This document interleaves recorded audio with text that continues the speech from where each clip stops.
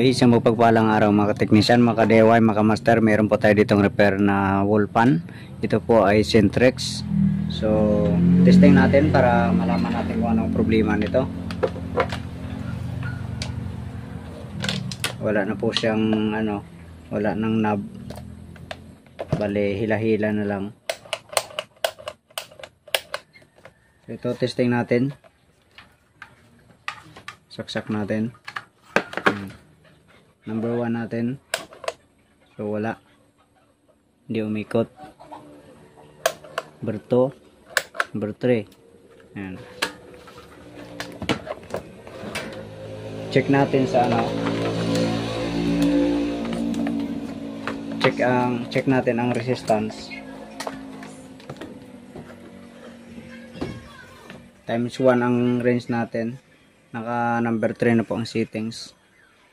Check natin yung plug. So walang connection. Times 10, wala. Okay, buksan po natin ito. Samahan nyo po ako.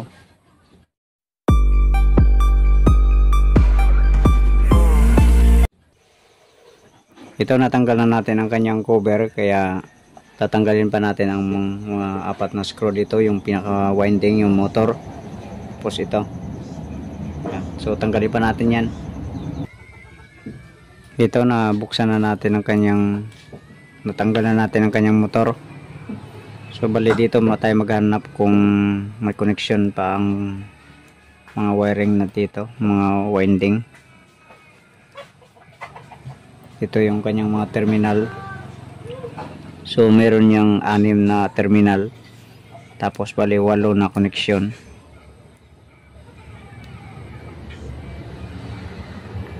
Kung isa-isahin mong puto, ihiwalay ang mga wiring dito na nakatap dito.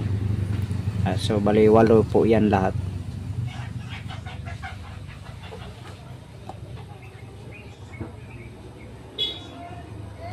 So tanggalin natin itong ito, may thermal fuse naman siya.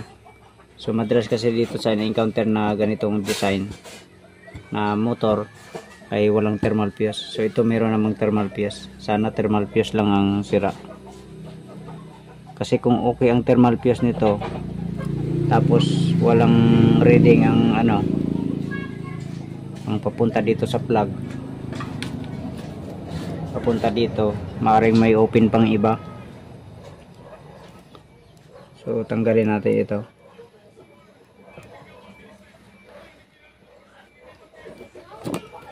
Ayan. So dahan-dahan lang magtanggal dito ng balat kasi ang liliit ng mga wiring. Ayan. So ayun, putol. Check natin yung connection. Ito may open para dito. Check natin ang kanyang ito yung open, bali naputol sa loob ang connection dito sa thermal fuse, itong wire na to papunta dito. Tapos ito rin putol doon, itong winding papunta dito sa na to, dito sa fuse na isang paa. Check natin ang ang kanyang thermal fuse. Yan, check natin ito. Ayun, may reading. So ibig sabihin okay siya, okay ang thermal fuse. So i-connect muna natin, idugtong muna natin ito. Tapos itong na to, ihinang natin itong winding na to. Ayan ang liit. So dito natin i-connect. Ito, na dugtong na natin yung thermal fuse.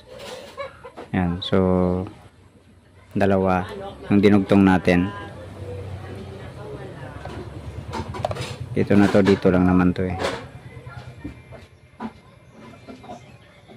Ayan. Okay, check na natin ang kanyang plug. Ang range po natin ay times 10. Dito tayo, baka natin. Ayan, mayroon ng reading. May reading na. Ayan. So hilahin ko lang. Yun. Yan ang off. number 1, number 2, number 3. Ayan. So okay na siya. So bali open lang siya dito. So okay naman ang thermal fuse niya. Okay, sige. I-assemble na natin ito. Ito na assemble na natin. So testing na natin ito. Saksak na natin. Switch natin number 1. Ayun. So mabagal. Number 2, number 3.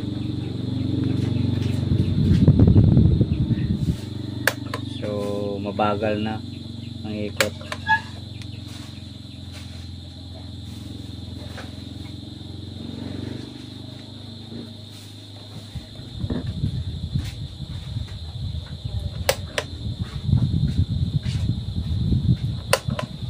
Kailangan ng palitan ng kapasitor to.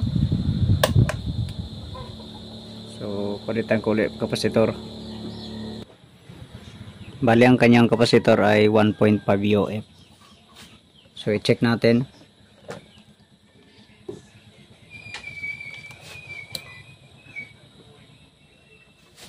So kapasitor ang ating settings. Check natin.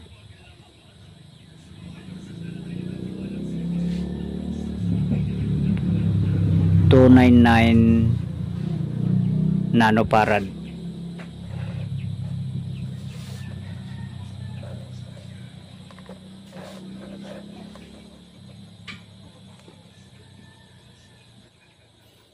Nanofarad siya. Hindi siya UF 298 or 299. Ayan. Hanap tayo ng isa pang kapasitor. Ito may nahanap tayo. So second hand nga lang ito. Pero 1.5 din ang value. Check natin kung 1.5 ang UF nito, ang laman. Ito. Ayun. So UF ang lumabas. Hindi NF. UF 1.3. So medyo mababa lang siya konti sa 1.5. Kaya kung ito ang i-test natin, yung dati niyang kapasitor, ayan, NF yung nakalagay.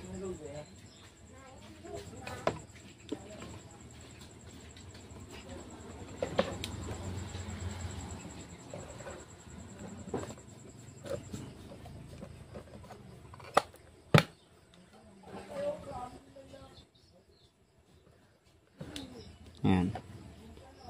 Ito, sukatin natin uli. Ayan. NF ang nakalagay. So kapag ito ang sinukat natin,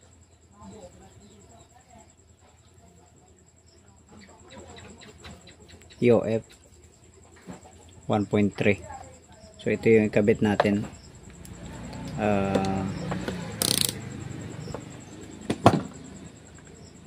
Sige, ito ikabit natin. Ito, napalitan na natin.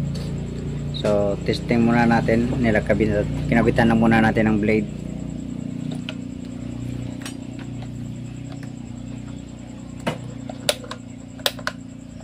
Saksak natin. Ayun. So lumakas na siya. Lakas ng ikot. Number 1.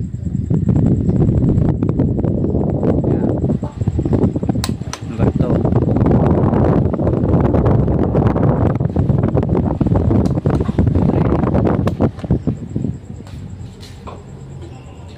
Yan. Okay, isara muna natin. Kabit natin ang kanyang cover. Ito, nabalik na natin ang kanyang cover. Okay, saksak natin. On natin. Yan. Yan, malakas na.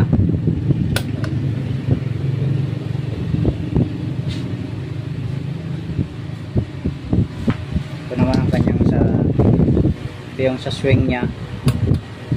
Yan. Yun. So may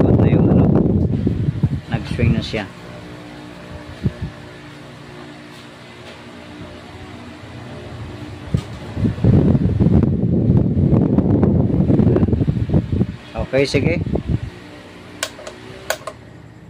Hanggang dito na lang video natin. God bless po sa inyong lahat.